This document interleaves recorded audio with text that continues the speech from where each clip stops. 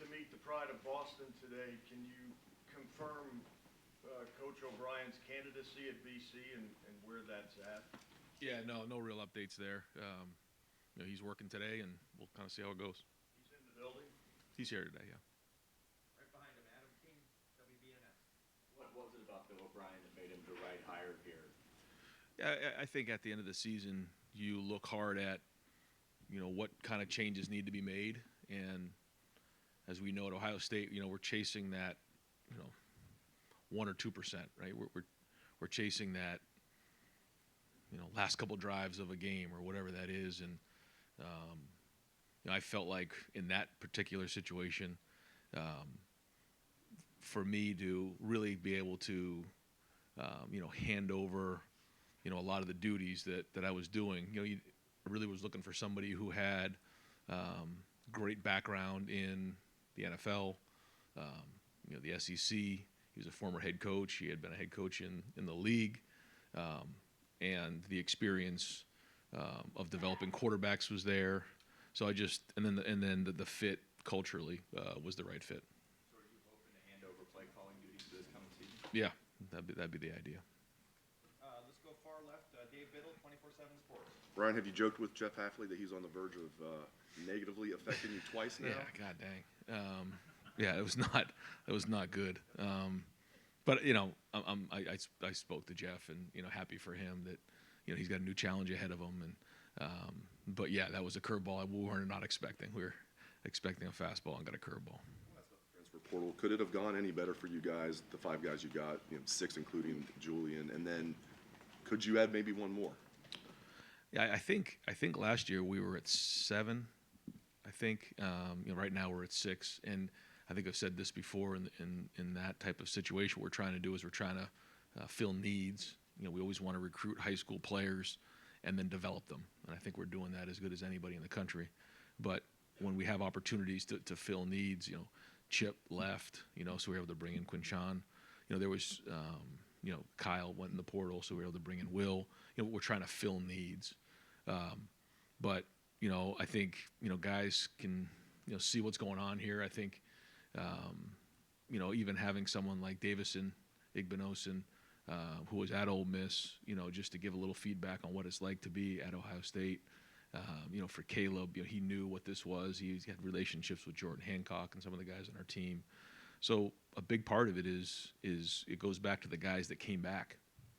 And I think that was the number one thing coming off the season is the guys coming back and seeing that they wanted to be with their teammates and reach their goals. And to me, that's where all this started. So when you think about where JT and Denzel, Jack, Tyleek, Lathan, Travion, Emeka, Donovan, these are all really high-end players who decided they wanted to come back. And it wasn't for anything other than their teammates, their coaches, the culture, and that kind of set the tone for all of it. And then we started to fill in a couple of the pieces. And like you said, there wasn't a lot. It wasn't big numbers.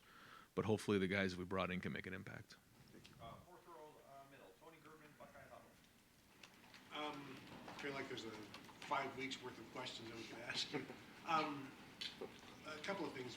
Where do you see Sonny's role now on defense? Is he moving to linebacker? Where do you see him playing this year? Yeah, we've had conversations with Sonny, and he has the flexibility to do a lot of different things, which is great, and he's embracing some of those things. And so as we get into spring, we'll start to figure out exactly how those will all shake out. But that's the one thing, when you see Sonny, he has the flexibility to do multiple things, not only because of his skill set in terms of his size, but also his mental makeup.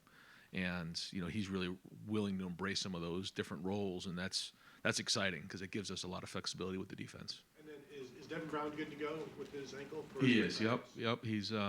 He's had a really good couple of weeks. That quarterback room is really interesting, seeing the dynamic there of a bunch of guys that I think it looks like they like hanging out together. And it's going to be a fierce competition this spring, but there's already some camaraderie in that room, and Devin really has the most experience out of that group coming back, and he's shown really good leadership. Even coming off the last one, a little bit disappointing, being injured and everything, but he's rehabbed well, and he's really done a nice job so far with Mick, and excited to see the spring. You'd like to have 4 scholarship quarterbacks. What's it like now having 5? Yeah, we had to bring in some extra chairs, I guess, but it's good. I think it's healthy, and we say this all the time in recruiting. If you don't want to compete, Ohio State's probably not the right place for you, and it makes everybody in that room better. But it's not just there; it's at every position, and I think they're all embracing it. Far left, Nathan Barrett, Cleveland.com. I know Bill's situation has left this kind of awkward purgatory that you're in, I guess, but did you go into the process with a template that you were looking for and he just happened to fit it? And does that maybe inform what you'd be looking for if you had to pivot to something else? Yeah, there were certain things that, I wasn't just going to make this decision and say, well, we're just going to go in this direction now, throw somebody into that role. It has to be the right person. And I felt like, after spending a bunch of time on it, Bill was that right guy for that right spot at that time. And so, if something were to change, then we'd have to adjust from there. But that was something we spent a lot of time on to make sure it was right. Decided yet what you want to do with the 10th position, the 5th defensive coach? Do you have a positional specificity of what you want to do with that yet? No, we have some flexibility there. We've had multiple conversations. I think we can go in a couple different directions, but we're still not ready to make a decision there yet. Certainly have talked to people, and probably about a week away there. Third row, middle, Dan Holt, 11 Warriors. Right. But going back to the quarterbacks, how are you going to manage reps this spring with having 5 scholarship quarterbacks? Yeah, just going to try to get as many reps as we possibly can of team reps, 7-on-7 reps, and we need to get the guys as many reps as they can. It's not just at quarterback; it's at other positions, but that means there'll be a lot of reps out there for the guys. But we're going to be smart this spring in terms of there's certain guys that have played a bunch of football, and those guys are in a different situation than guys who just came in January. And then you have guys that are in the middle there who have played some football but really need this spring to grow and build. And so we'll identify that as the spring goes on to see who needs what reps. But when you have the quarterback room that we have, we're going to need a bunch of team reps to make sure we're developing these guys. They're learning the offense, and for Devin, he probably has the most experience, but Lincoln really doesn't have a ton. He hasn't gone through a spring yet. Will's brand new to the offense. Air and Julian are in the same boat. So we need to get these guys as many reps as we possibly can. So there'll be some long practices. Do you feel like you need to give Will a majority of those first team reps of him coming in, potentially being a starter? What we need to do is figure out, how many reps do you really need to get, at the end of the spring to, be ready to move into the summer. So whatever that is, it's not a percentage. It's just like, all right, here's what we need per practice, and then we'll make sure that we get those reps. I also want to ask you about Tim Walton. Obviously, he's done a lot of good things for you guys recently as a recruiter. What did you see in him coming from the NFL that made you believe he could be a successful recruiter? First off, it's his personality and his makeup, his character. I can't say enough great things about Tim Walton. His background of developing secondary play in the NFL speaks for itself, and the players that he's worked with, and the testimony when you talk to the players, they speak glowingly of what he's done to help them. The next thing was the fact that Tim played here. He's a Buckeye, and he wanted to help Ohio State, win a championship, and that was a big part of it. But then when you get around him more, you just realize, he's talented. I mean, he's good in a lot of areas, and when you're evaluating coaches, the first thing is, okay, how are they on the field as a technician? How are they schematically? How are they with relating to players? How are they in recruiting? Tim does a lot of those things, and so our guys have embraced his mentality. I think our secondary is super competitive. I think they want to, compete in everything that they're doing. You watch them go through drills. I mean, they're going at it with each other, and I think that really reflects Tim's mentality. And I think you can see we have an opportunity to have a really excellent secondary this year, and a big part of that is what Tim's doing. And then you're seeing the recruiting that he's doing. So I think all those things, add up to Tim being the best secondary coach in America. Right behind him, Pat Murphy, 24/7 Sports. Ryan, Dan was asking you about the quarterbacks. When we talked to Will, he presented himself as the starting quarterback, and I assume every guy you want that. Do you see him that way? I know before sometimes you've let this play out, but how do you view him given he has one season left? Yeah, listen, Will came here to play football, so I hope that's his mentality, and I hope all the guys have that mentality. So, he's going to learn the offense and get going, but he's done a great job so far with the feedback. A big part of the quarterback play here is what goes on in that weight room with Coach Mick. The leadership and, the way that, guys work. You have to build credibility up amongst your teammates, and that's a big part of it. We talk to quarterbacks about this all the time. Talk to to CJ when he first went to the NFL. It's like you have to endear yourself into that building, and you have to earn the respect of the guys in the building. And I think Will's doing that. You mentioned Quinshon in terms of kind of replacing guys, but he's a guy who has a ton of carries, a ton of yards. Obviously, a little different situation than what you had before. How do you see that working out, especially with Travion then deciding to come back and maybe having two of the better running backs in the country? Well, when it first happened and Quinshon went to the portal, the first thing was talking to Travion, and what are your thoughts? And he was unbelievable. If you think it helps the team coach, then let's do it. And then talking to Quinshon, saying Travion is here and he's coming back, and he said, well, I'd love to go play with him. I think he said that to the media last week, and so I just think that both of their approaches are that they they can get each other better. But it all started with Travion, and I think Travion's leadership so far this year, as he's transitioned into his fourth year, has been tremendous. The way that he's gone about his work, the way that he's holding guys accountable, he's got a different look in his eye, and I think that's important. He's been in these games before, he knows. But I'll give Quinshon credit. He also has embraced what we've been in our culture in the next last couple of weeks, and we'll see as it grows. But all the reports are that he's doing a great job of simulating. But the whole running back room, and Dallin, James and Sam, that's a heck of a room, and there's a lot of depth there. And when I think about next season, you have your 12-game regular season, you have the Big Ten championship game, and then you have the 12-team playoff. I mean, you're talking about possibly maybe 16, 17 games, and so that's a long run. That's an NFL schedule, and so your roster needs to reflect that. And having depth at running back will be very, very important. There'll be a lot of carries to go around. Andy Backstrom, Letterman Row. Ryan, we talk about December being so crazy, but what is January? What was it like for you? Was there any kind of playbook? And it felt like every day there was something new for you guys. Well, like any year, you have to come off of the season and try to identify, what's important moving forward, what's important for the next calendar year, what's important for the next 3 years, what's important for the next 5 years, and so always look at that to figure out what needs to be done. And so you start off with your roster, then you go to the staff, and you just try to do everything you can to make sure that you're making the adjustments that need to be made based on things you've learned, based on what you've seen the past season. And so, as a leader, it's your job to put a plan together and create a vision of what it could look like. And again, it started with these guys deciding to come back. Again, Lathan Ransom and Denzel Burke, and then Jack, decides to start talking to the guys about, hey, we need to bring this thing back. We need to go chase a championship next year. There's a lot of things that we need to do, and then Emeka jumps in, and a bunch of guys, JT and Cody Simon, these guys all decide they want to come back. That's where that was the first step, and then the next step was adding the pieces. Certainly, making some tweaks to the staff. And that's just the beginning. Now we have to go to the spring and execute the plan. It's a long, long road. There's no magic recipe to this thing other than hard work, and we know it's going to be a long run in next January. But that was one thing that I felt like as a leader we need to put a plan together, create a vision of what we want this to look like in the next month, and go to work about executing it. Yeah, and then one more thing about the quarterbacks. Just what are your initial impressions of Air and then Julian coming in? What have you seen from them, and what kind of quarterbacks do you think they are? Yeah, they're just getting started.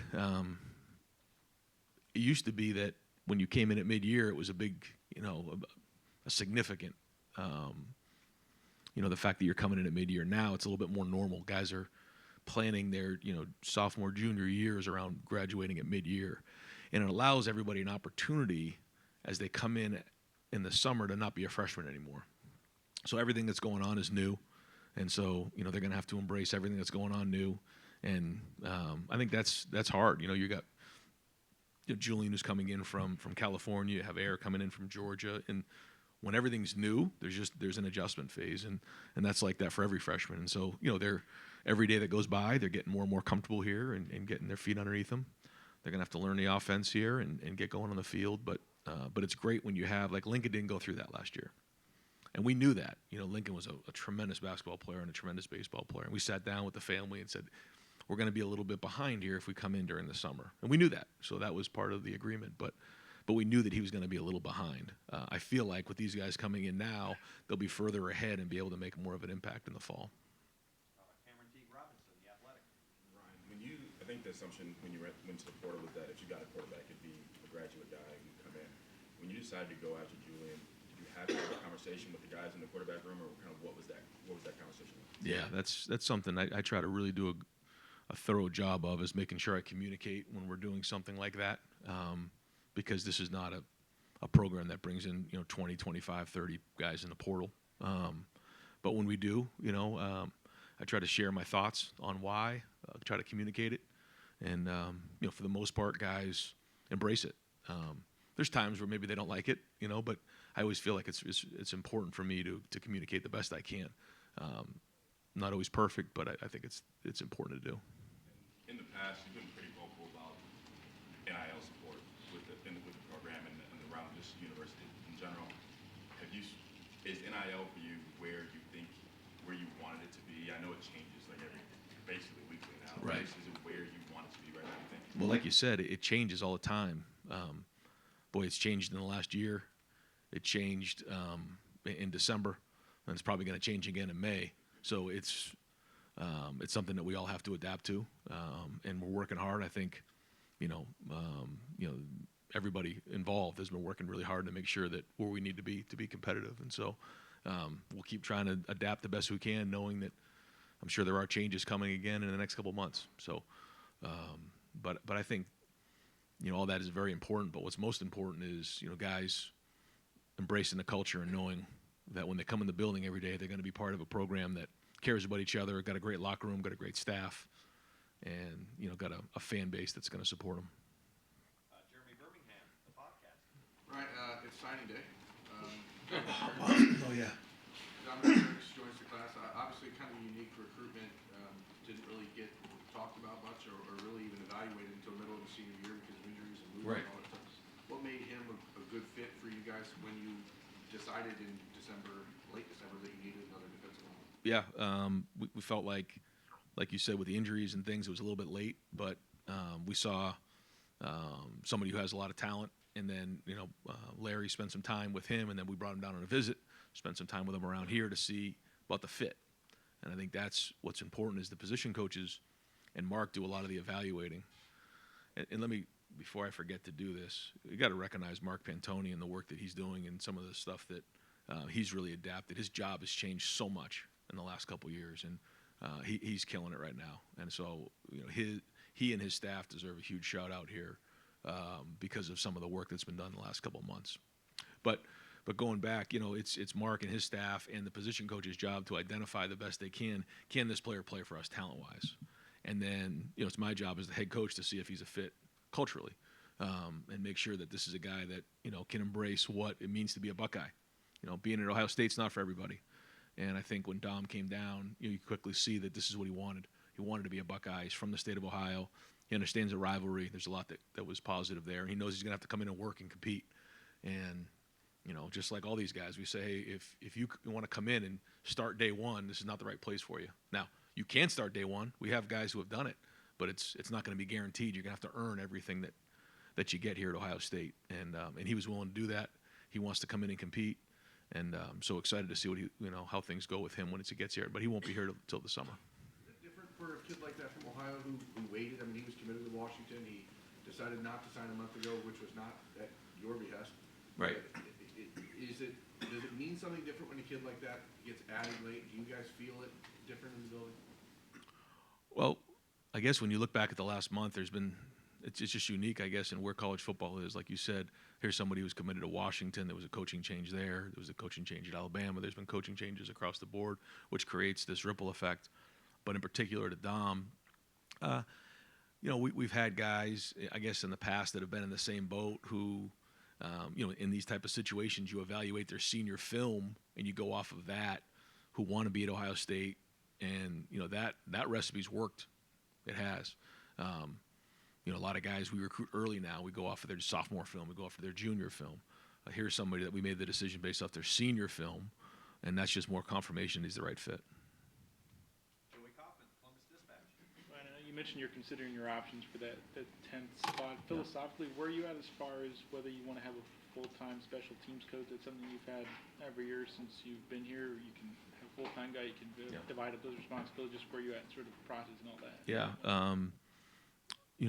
There's a lot that comes into that last spot, and I think both of those options are on the table. I feel comfortable going either direction, but finding the right guy is going to be what's important.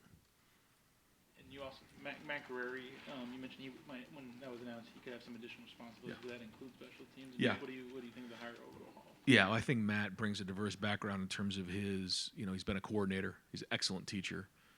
He also has been here before, so the guys, Lathan and some of the older guys knew who Matt was. So it's not just a brand new addition to the staff. I think he's going to work really well with Tim back there. He knows Jim's system very well, and so that's going to be seamless. He knows the system. But in terms of his help on special teams, we're going to see how big that is.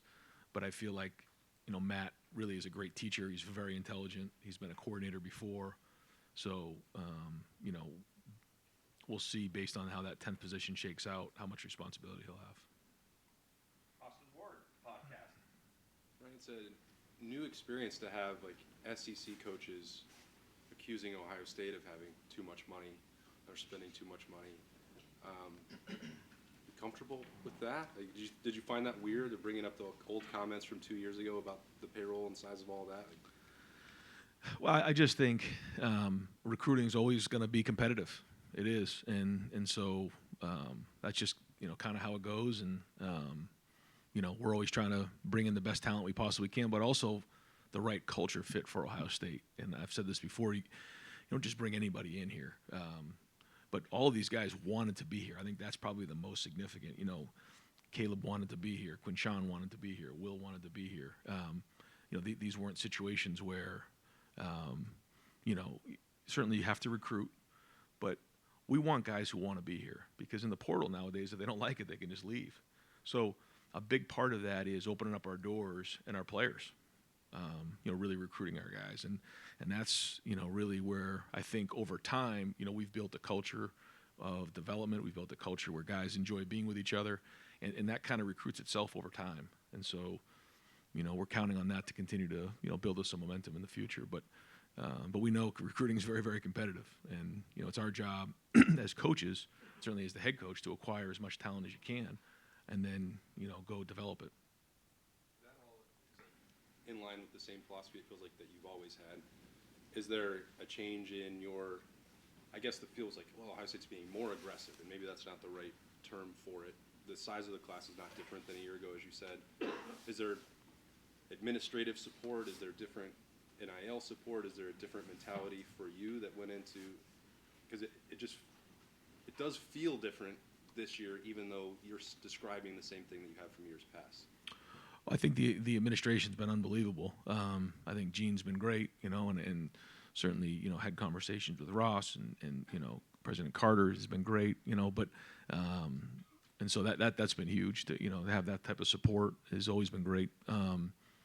But I just think that across college football right now, it's just in a very unique situation when you see some of the coaching changes, and then we ended up adding 3 guys from Alabama.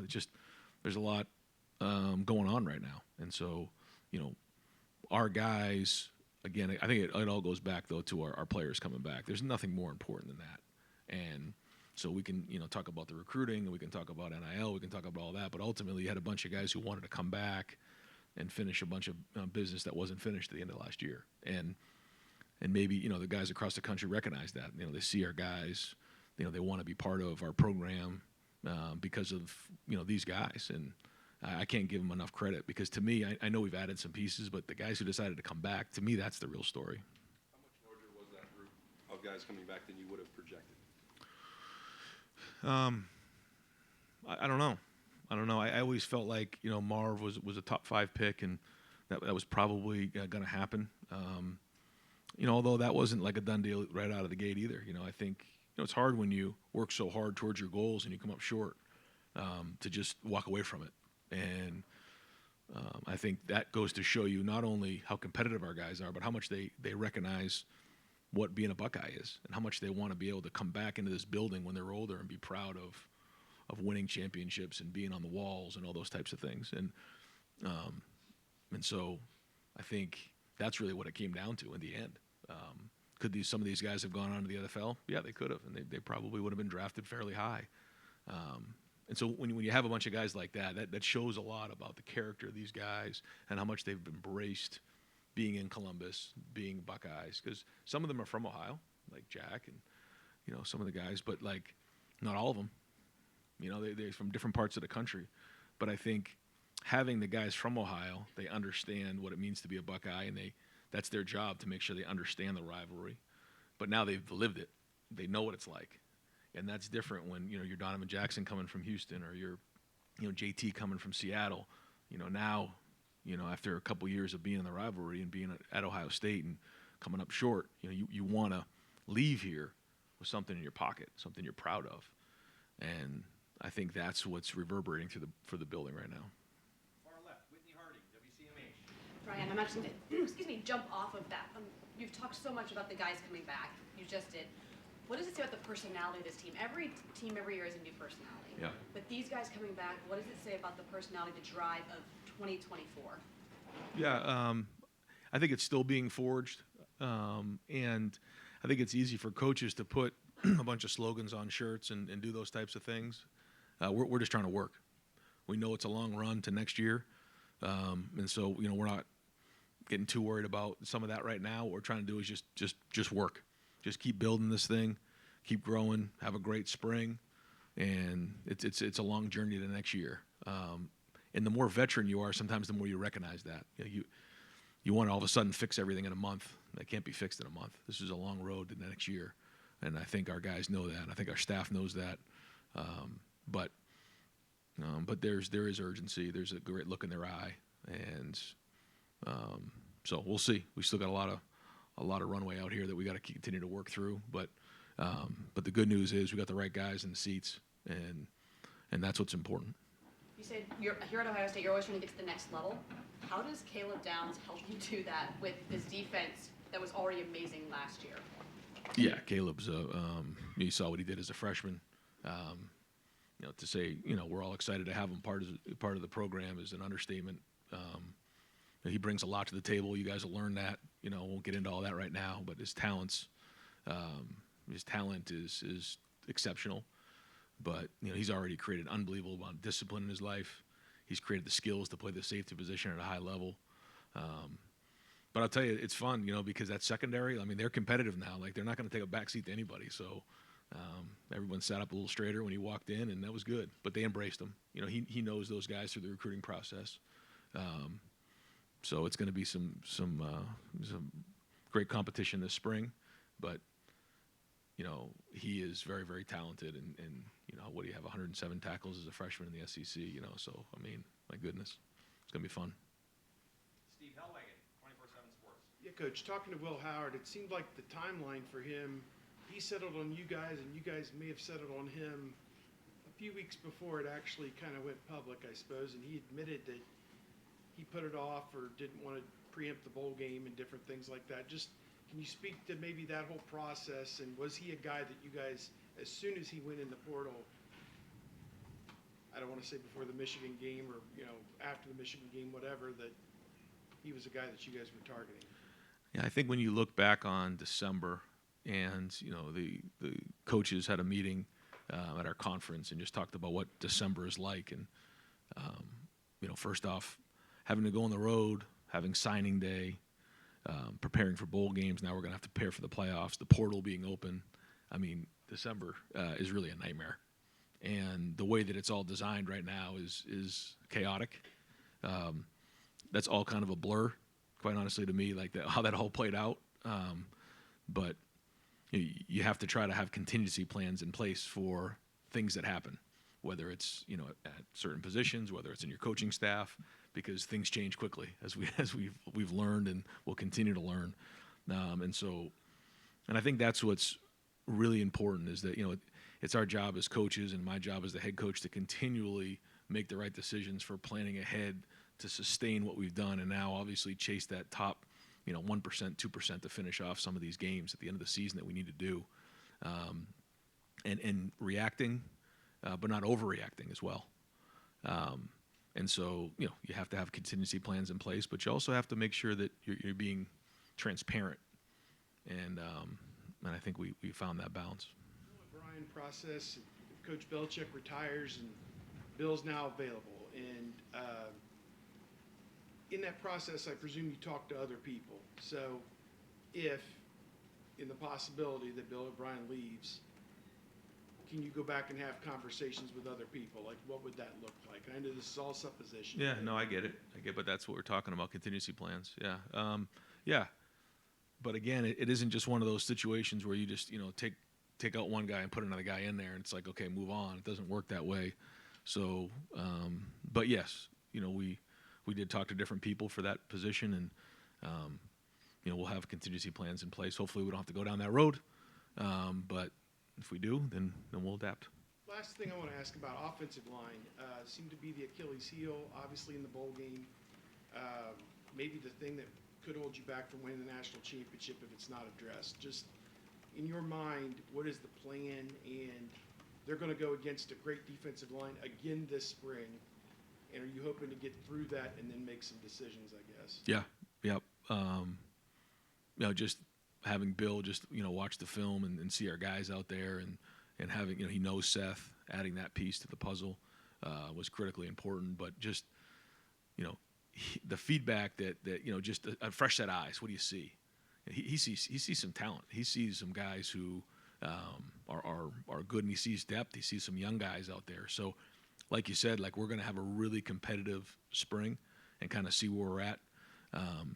But the idea right now is that we have enough to go win a national championship with the guys that we have in this building right now. We come out of the spring and recognize that we don't, then we'll have to go from there. But there are some really good young players in that room, and there are some guys now coming back with some experience, and that should matter going into next season. On the left, Mitch Stacy, Associated Press. All right. Mitch. You talked about the issues involved in getting quarterbacks enough reps in spring and even in the preseason to determine who your starter is. I mean, what's the philosophy of adding these guys and putting 5 guys in the quarterback room when, how are you going to be able to evaluate? I mean, there's just not enough reps, I'm guessing, right? Yeah, we're going to try to do everything we can to get him as many reps as possible. Certainly the Julian thing was not something that we planned on. When you sit back at this time last year, you don't say, okay, here's how we're going to look at this point next year.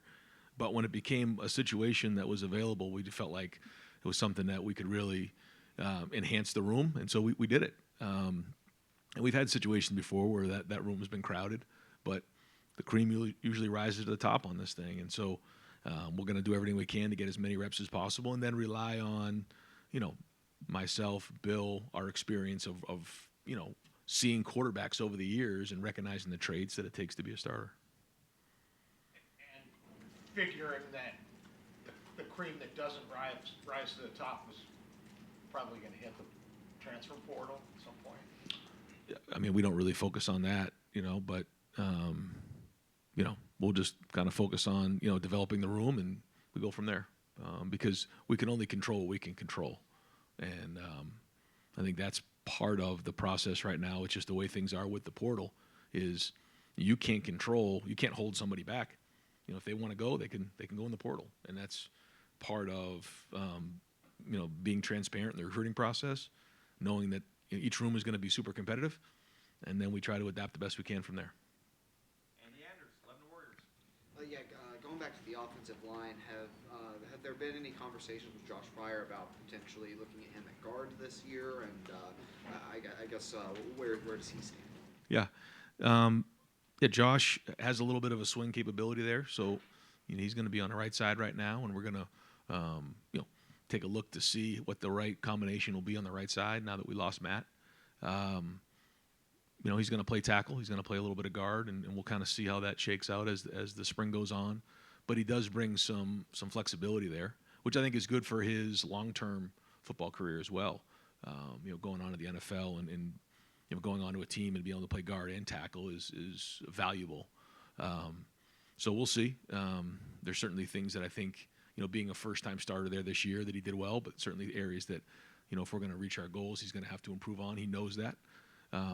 But playing guard is something that we'll take a peek at this spring and see if that's right. But his feedback is important too.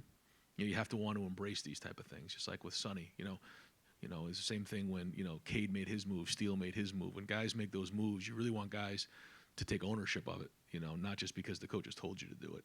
So his feedback will be important. He's been in the program for a while, and he's a guy that has leadership and leadership capabilities, which, as we know, is important because if we're going to win games in November, December, and January, it's going to start on the offensive line. And where, as far as that right side goes, where are Tegra and Luke at as far as competing for those Big spots? spring, yeah, huge spring for both of those guys, and that's not the only guys. I mean, there's a bunch of other guys in that room. This is a huge spring for them, and even the guys who came in the summer. I think about Lincoln, I think about Arvell, I think about some of these guys that haven't had a whole spring to really go to work on. So excited, and the more reps those guys get, just like the quarterbacks need, the better, and we'll have a better idea of it. But having mat drills, having some of the workouts and the runs and all those things will allow them the opportunity to have a year of experience under their belt. Physically they're where they need to be, mentally where they need to be, learning the offense and defense, and I think I'm hoping this is the most competitive spring we've had since I've been here, but we'll see. Right behind him, Tom Moore, Buckeye Huddle. Last time we were in here with you, we got to watch you process the Jeremiah Smith news in real time. Took a little while before that tweet came in, I think the next morning maybe. What was that day like for you? And then what have you sort of heard about Jeremiah, since he's been here? Yeah, he's jumped right in. You guys have seen the talent. The talent's there. I think the thing that's been most impressive to me so far is his discipline that he's already built in his life, and then the skill of playing the position at such a young age as well. And Harden and everybody will continue to build on that and grow on that, but has had a great approach so far. So certainly expecting big things from him. Yeah, that day was a long day. It was a crazy day. Haven't had one like that before, but you're also talking about the number one recruit in the country. And in terms of bringing in a play caller, obviously there's some that's going to impact your life a little bit during the week. Yeah. In some of the late game kind of moments where Notre Dame's got the ball, you're trying to manage the clock, you're trying to figure out how much time you're going to have, all that stuff.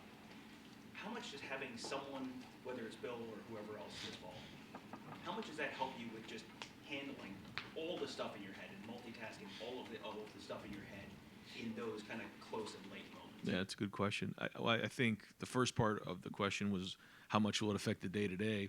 I think that goes back to, how much will I be involved with special teams, based on, the offensive coordinator's role, and so that will affect a little bit about the 10th position.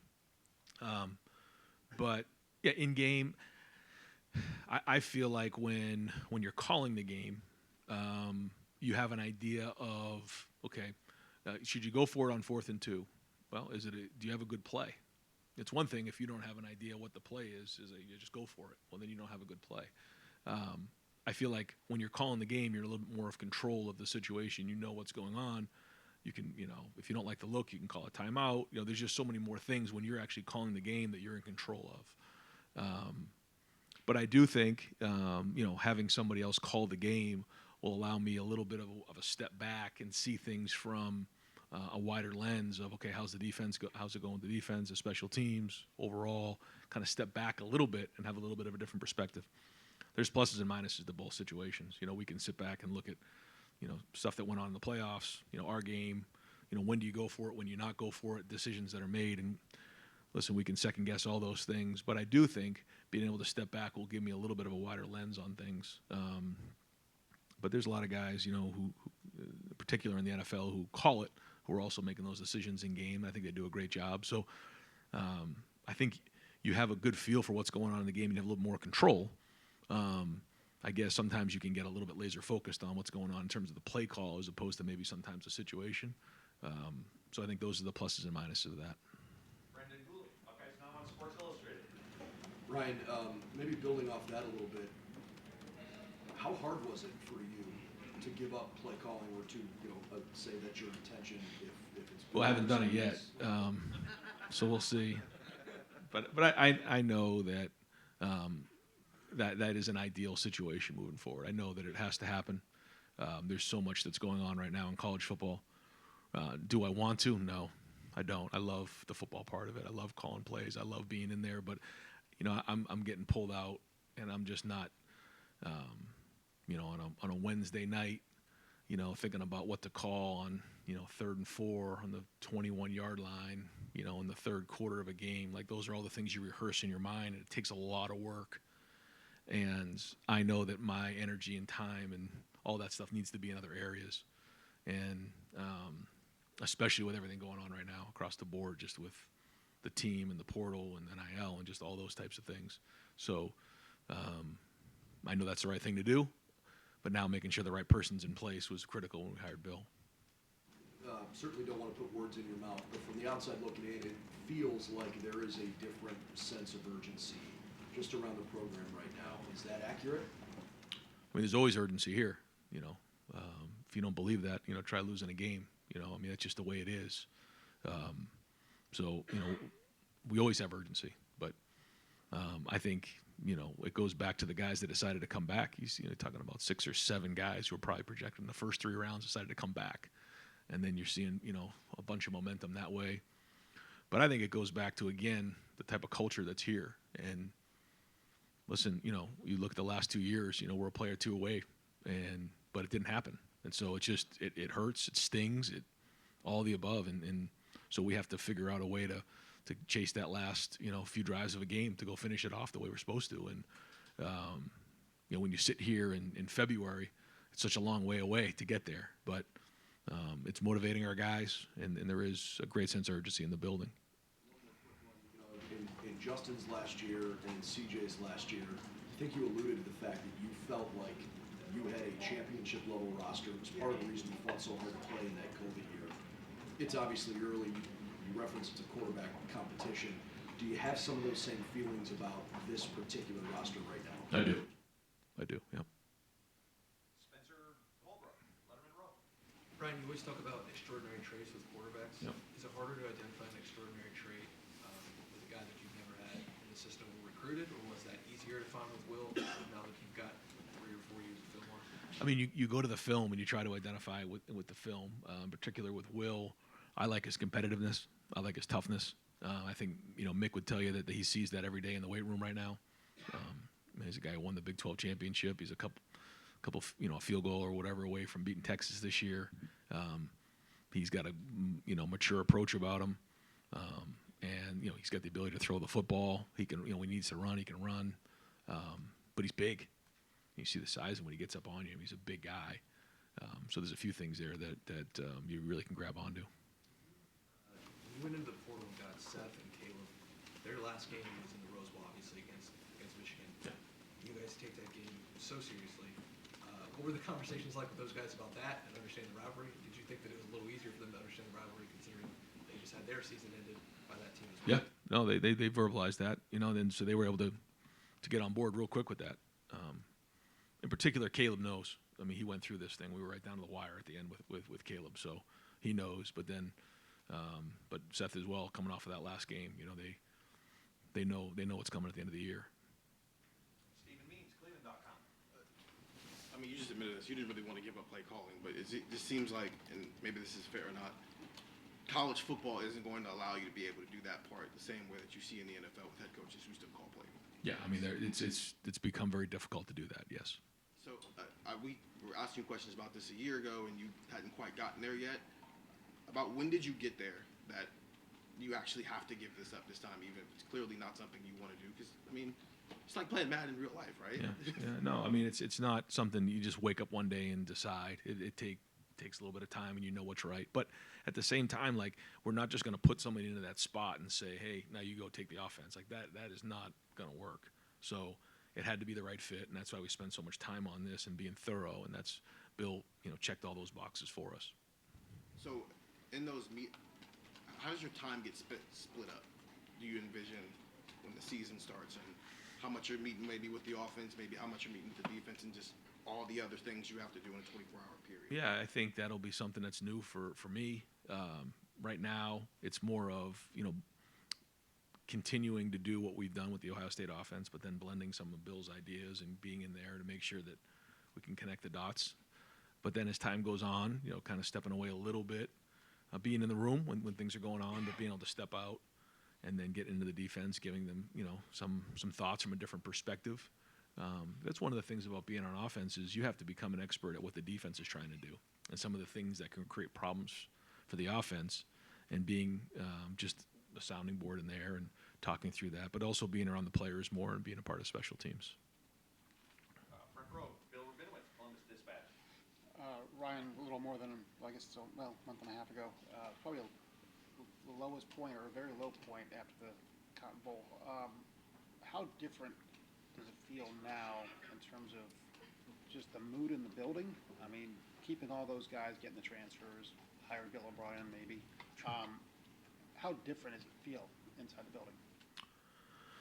I don't know about different. That was a very unique situation, when Kyle decided to go in the portal and then losing Devin early, and there was a lot of dynamics, not having Marvin there, and just, I guess, the way college football is now and going into that.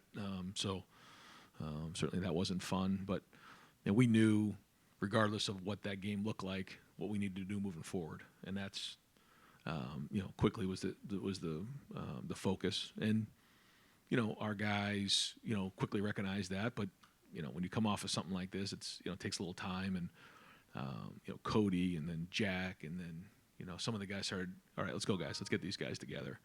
And that's really what it came down to as we focus on next season. And I think there is a lot of excitement around it. I think the guys feel it every day in the building. So, now we got to go execute it all, but it's a long way till next year. But certainly, the right guys are in the right seats. And so that's exciting. And just fired up to see what this spring looks like with these guys on the field. Talk about embracing the pressure that is coaching Ohio State. Michigan loses Harbaugh, they lose their nucleus. All the pressure is going to be on you next year. How much do you embrace that there is an all-in feel, even though obviously you don't lose all your chips if you don't win it all. Yeah, sure. But there is that kind of feel. Again, I would say it's like that every year. And I watched C.J. Stroud get up there and say that pressure is a privilege, and I think he's so right about that. And we have an opportunity with an unbelievable team to go attack this thing next year, and that's what it comes down to. And to see the fans and Buckeye Nation, kind of buzzing over the last few weeks about this team and getting behind this team and building it. I think the guys feel it. A long way away from the season, but pressure is a privilege, and these guys have an opportunity now to go have a great season, knowing that it's a long way away and there's a lot of work to be done. But again, when you look at the team, we got the right guys in the right seats right now. Now, what kind of leadership do we have? There's a lot of things that now we need to go attack, but I think we all embrace that, and that's why we're at Ohio State. One of those additions, Seth, you talked about him a little bit. Yep. How important is it to have a center who's experienced and can handle that, because that's the captain of the offensive line? Yeah, when you have guys who have been in the program before, it helps. But just having guys who have played football before at center, quarterback is critical when you're looking to win every game, which is what we're trying to do. So he's played in the SEC championship. He's played against really good players in the SEC. He's been a part of a great program. So he brings something different to the table. And I think it's actually been good for our guys to say, so how is it different than what you did at Alabama? Because those guys don't know, and they get a little bit of feedback there, and it's good. It gives them a little bit of a different perspective and reference point. And I think those guys have embraced, not so much Julian because he was only there for a little while, but for Seth and for Caleb, even Quinshon and some of the guys who are coming from a different program, to say, okay, here's what we did there. This is what's different here. And so that's been good for our guys. Douglas Maurice, Kings of the North. You mentioning the idea that maybe you would be involved more with special teams, how did you maybe come to that thought process? And it does feel like sometimes there are head coaches who do that sort of, right, let you get your hands on a bunch of different parts of the team. That's it. That's it. When you feel like, you're able to step away a little bit from the offense, you're able to be more involved with the special teams, which allows opportunity to be more around the players in this type of setting here. We do our special teams meeting in this team room right here, and also allows you an opportunity as someone who's managing the game, to have an idea of when it's time to maybe block a punt, return, those type of things. So ideally, that's what I'd like to do, but we'll just keep putting one foot in front of the other and adapt from there. And just to clarify again, you don't know exactly what's going to happen. If it would wind up, would you hope that you would have someone you have faith in and would trust to be the offensive play caller, even if Bill O'Brien's not here? Then you would be able to find another person that you would proceed with that plan. That would be the idea, but again, not just going to, put somebody into that spot just because it's a spot. Yeah. And then you made 3 coaching changes this offseason. 2 of the guys were promoted from within that you let go. One was an outside hire. Just as you've grown as a head coach, what have you thought of the decisions you've made in putting staffs together? What have you learned? What do you think is the right balance between internal guys and external guys? Just where are you in hiring? Well, I think going back to at the end of the season, you have to identify what are the things that we've got to make changes on, and then you kind of figure out how it all fits together from there. And what are the things that are going well? What are the things that you're trying to project might be an issue in a year or two down the road? And you use feedback from the guys on the staff, you use feedback from the players to try to do the best you can. And we'll see how it works. We'll know around this time next year how it worked. But try to trust your instinct on it and utilize the info you're getting from the guys that you trust. And but you also have to identify the things that need to get adjusted. And I think that's the key is reacting but not overreacting. And I think that's not always easy to do here. Because when you lose a game, there can be a lot of panic. And what I try to do is make sure that I'm not doing that and just make sure I identify the things that need to get fixed and get them fixed so that we're in a better place at this time next year. Time for a couple more questions. Coach, thank you so much for all your time today. Tim May Podcast, and Letterman Road. Thank you, Jerry. You may have been asked this while I was in my traffic jam, but at the beginning, I just remember distinctly Eli Drinkowitz putting it eloquently in that pre-Cotton Bowl press conference about why he stepped away from, play calling, et cetera, and gave it to somebody because he owed it to the program about everything else that's going on. You seem to be listening intently to that. I'm just wondering, did that help you get to where you are today, or were you already headed that direction? You understand what I'm saying? Yeah. No, I was already. I think remember a year ago, I was still kind of going down that road. It didn't quite work out that way, but I knew as the season was going on what needed to happen.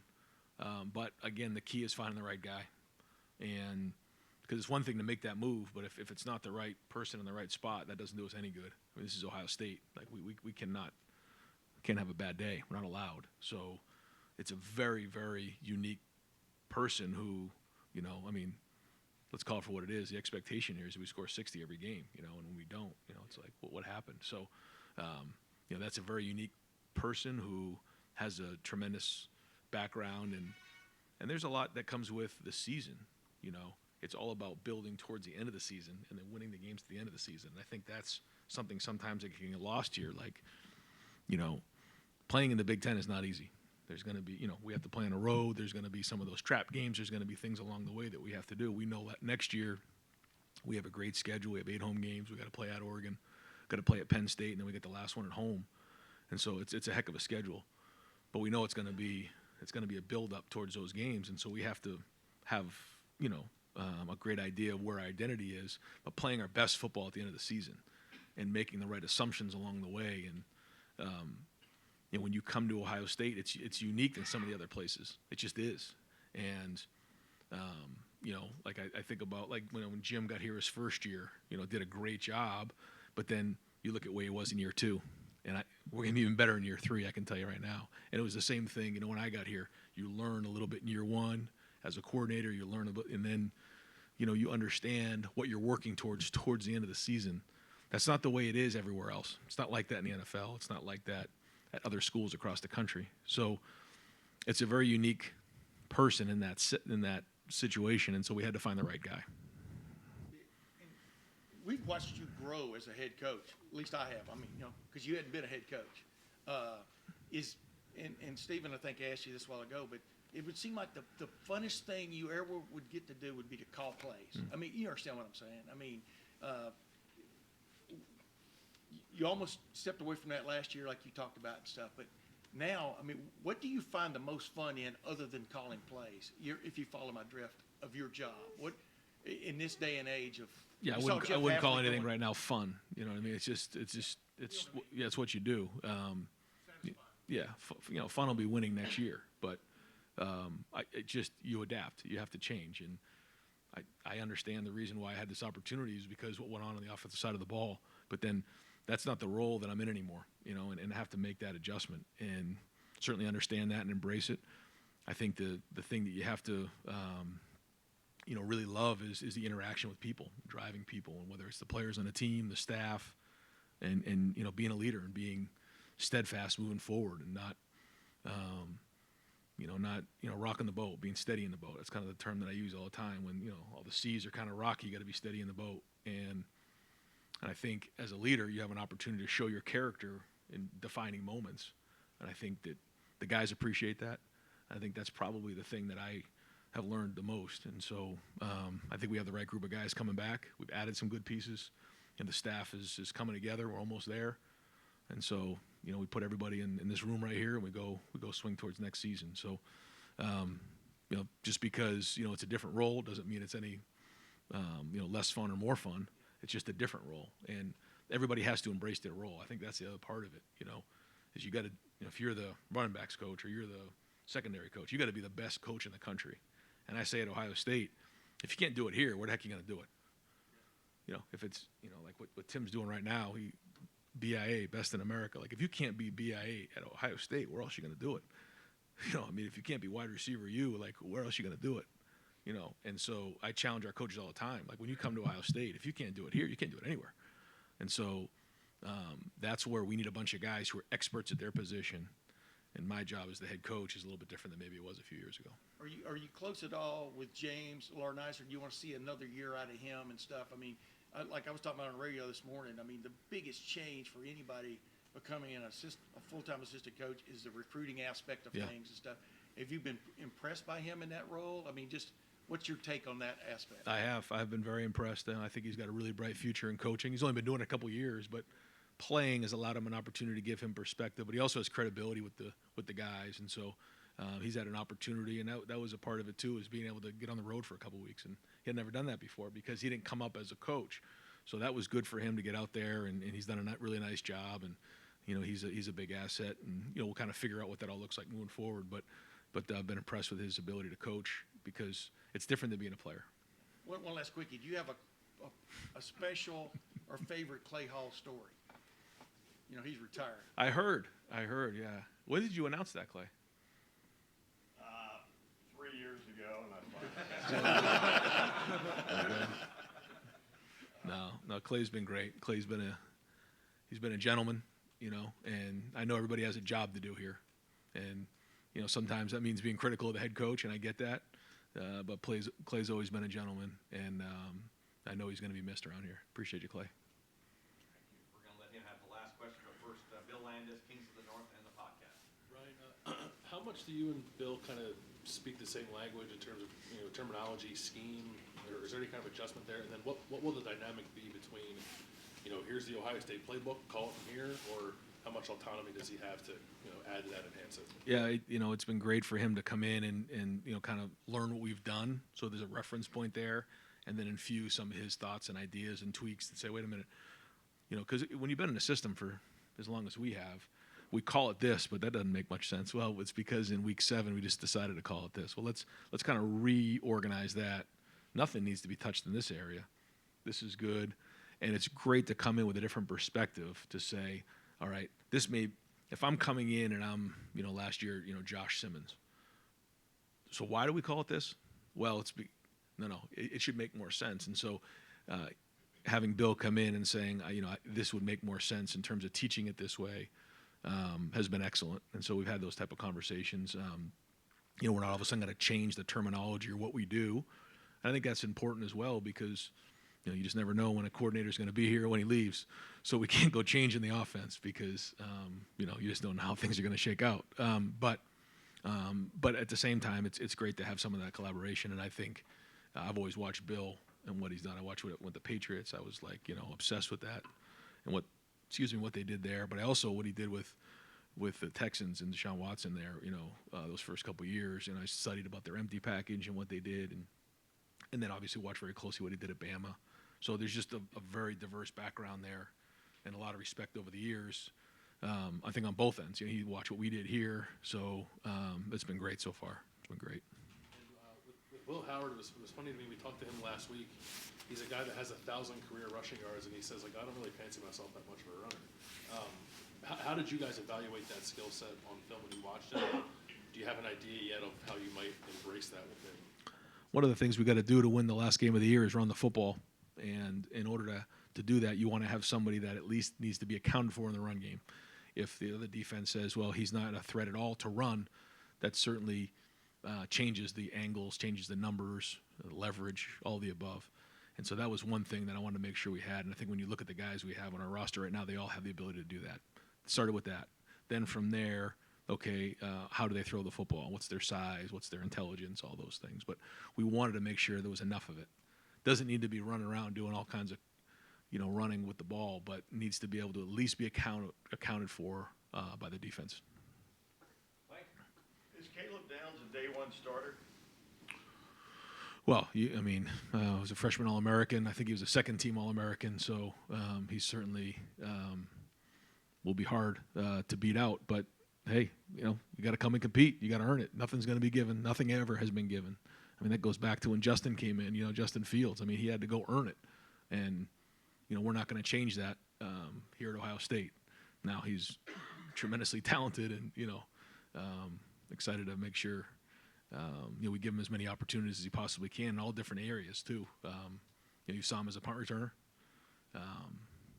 I watched him play in a high school game against Buford, and he was running the ball, and so we even talked about that. You know, maybe line him up in different things. So there'll be a lot of opportunity next year for Caleb Downs. Coach, thank you very much. Go ahead. Just because you're retired. Can you talk about the pride that you feel in RJ getting that Marshall offer, or can you discuss it? Yeah, I'm proud of him. Yeah, and he earned it. You know, he loves football, and he's obsessed with it. And so, from when he wakes up in the morning to when he goes to bed at night, that's all he thinks about. So, you know, I'm happy that he got that one. I'm sure there's a lot more to come from there. Yeah, thanks. Better at that age. You were him. Me.